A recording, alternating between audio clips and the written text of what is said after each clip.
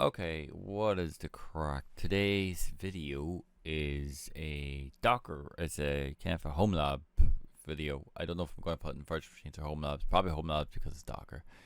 And it's installing Docker on your Windows 10 device. Basically, what Docker is, it allows you to run applications inside containers.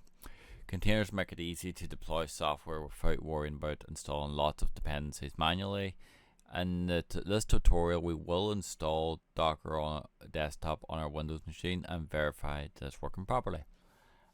Prerequisites is make sure you have a Windows machine, administrator privileges, and a internet connection. So, first thing you want to do is actually go to Docker Desktop. Just search for Docker Desktop in your browser, and you see it here. Download Docker Desktop for Windows. Depending on your system, I'm using Windows, so Windows AMD 64. And we will just put that in the desktop for now, just to make it easy. Let that run. Okay. Wait for the installer to finish downloading, and now you want to go here, run as administrator. Yes. Okay, I should move over here. Okay, configuration. Allow all users installation and allow Windows containers. Okay, as you see here, it's up to you what you want to do here. Okay, it really is entirely up to you what you want to do here. But I would just suggest leaving the standard settings. Okay.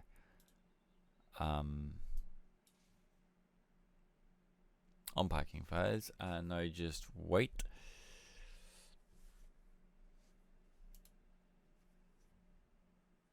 You will have to restart your PC in this, so fun.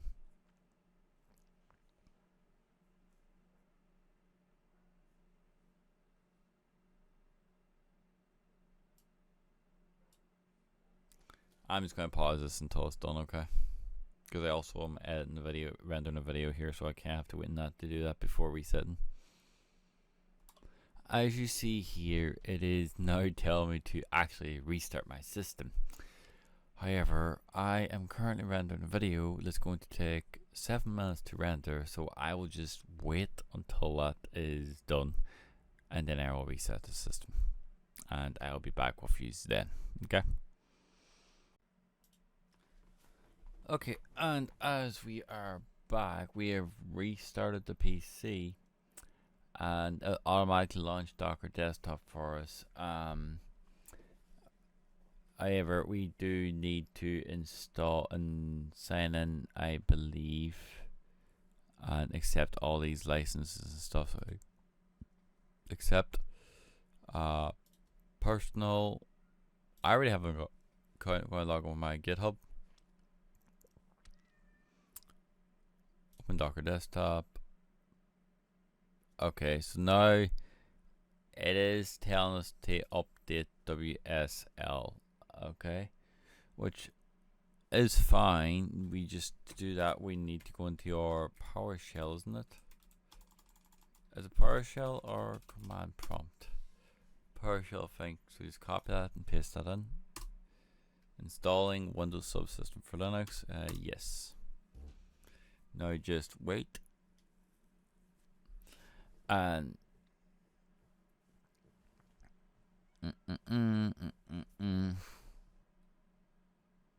we will also be running the very first Docker container just to show you that it is actually working. It's just the Hello World one. Has been installed. Okay. Now try again. Starting Docker engine.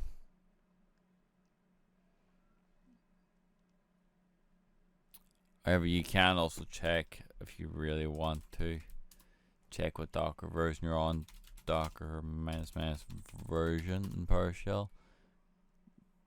Kind of silly when you already have it running, but I'm just kind of saying, putting it out there, you can do it. Okay. Now starting a Docker engine. This could take a bit. don't worry about it. It may take a bit longer than normal. You could probably just pause the video or go for a cup of tea maybe, and we will be back then.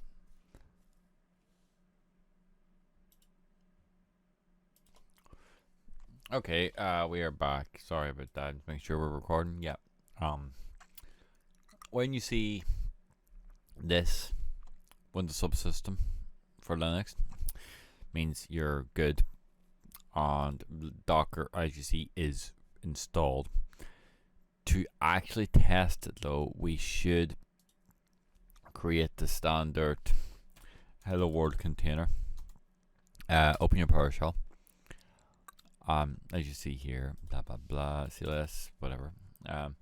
To do that, if I remember correctly, it's just Docker run hello dash world, isn't it?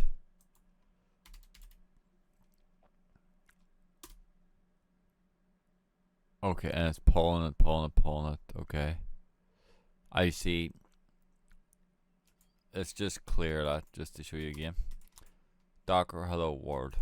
I see. Hello from Docker. This message shows that your installation appears to be working correctly. To generate this message, Docker took the following steps. The Docker client contacted the Docker daemon. The Docker daemon pulled the hello world image from the Docker hub.